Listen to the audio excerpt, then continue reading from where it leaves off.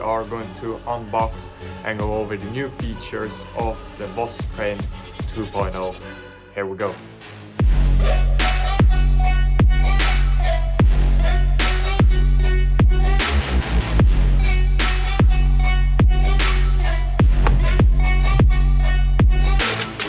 As a starter, they changed the whole glove bag which the gloves arrive in, from a sort of plastic bag to a more fabric material which is more durable than the old ones. As you can see from one of my older glove bags is that it started tearing right around there, and then also this thing completely opened. Yeah. However, they fixed it with this new glove bag which is much more durable. I don't see this glove bag tearing up as much as the old one did. Now onto the gloves and the new features in it. I got the old pair in comparison just to show you the old version and then the new version. However, onto color, looks almost exactly the same. However, there are a few new things that you can spot out on the new gloves that you can't see on the old pair. And two of them is the wrapped thumb and then also the wrapped pinky finger.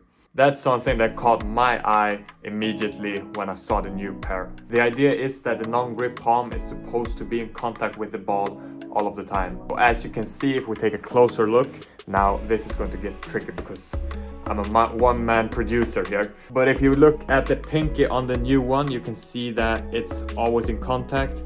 Compared to these ones, of course, you can see it's in contact as well, but it looks much better there. Yeah. And then when they bring out the new match gloves, the thumb and pinky is going to be wrapped there as well, but then with the latex palm, of course, always in contact. The second thing that caught my eyes the first time I looked at these, it's the cut in between the pointing finger and the thumb. As you can see, there's a cut right here, and that is in order to maximize the mobility between the thumb and finger.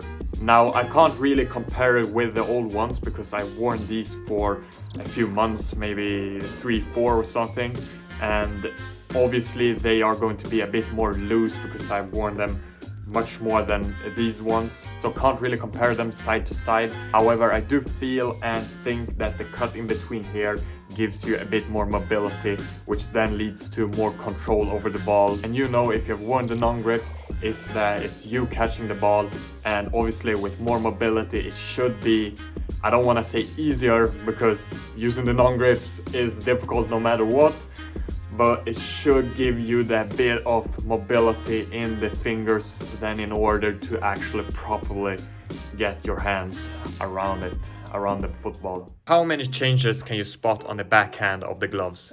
These are the new ones, these are the older ones. The one thing that you should see almost immediately is the new VOS logo in a more rubber material compared to these ones. And then also something that I didn't notice until Sean pointed it out to me.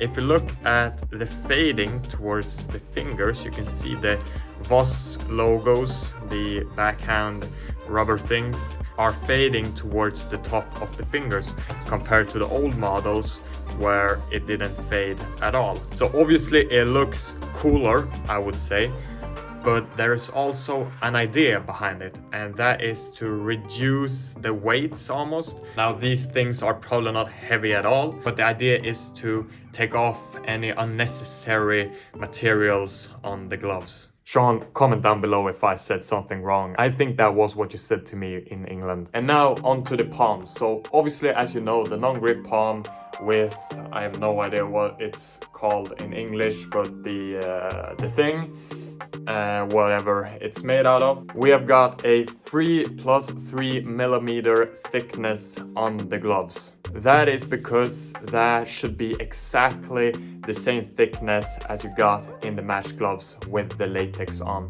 So there's almost exactly the same, except obviously latex, no latex, but the thickness should be exactly the same. So the transition from the train to match should be very good. Obviously, a thicker palm makes it a bit more difficult to handle compared to a thinner palm because the skin to ball ratio is obviously the thicker it gets, the less control you got. So with the older models, which I can't remember how thick they were, but they were definitely thinner than these new models, the transition from them to the match gloves were okay, but the transition right now should be great, almost perfect, identical. Palm of the hand, the skin to ball ratio should be exactly the same when wearing train and match. Perfect glove duo. The inside of the gloves also feels a bit different. It's almost like there's some sort of rubber thing in, like some sort of, like you're using grip socks but in the gloves. I forgot to ask them about it, but it definitely feels a bit better. It can be the changes on the palm and then obviously the inside of the gloves as well. I don't know if it was intentional or not, but there's definitely something different in a way that it feels good. So the step from VOS Train 1.1 and now to VOS Train 2.0 is definitely an upgrade, and I can assure you that the guys at VOS do everything they can to make the gloves a bit better day by day. They always try to come up with new ideas, new ways to improve the gloves, or everything. In conclusion, the new things, the new features of the gloves are the following: rolled thumb and rolled pinky in order to always be in total contact with the ball, a new backhand design with the rubber VOS logo and also the fading as we get closer to the tip of the fingers, a cut between the thumb and the finger in order to give you more control and mobility when handling the ball, and then lastly a thicker palm in order to give you the best transition when switching on to the match gloves. So, are you going to get the upgrade to the newer model, the VOS Train 2.0? If you're gonna buy them, comment down below, and if you got any questions about the new gloves, drop them as well. I'll try to give you my best answer. And that should be it. So have a great week, and I will see you in next video. Take care, bye.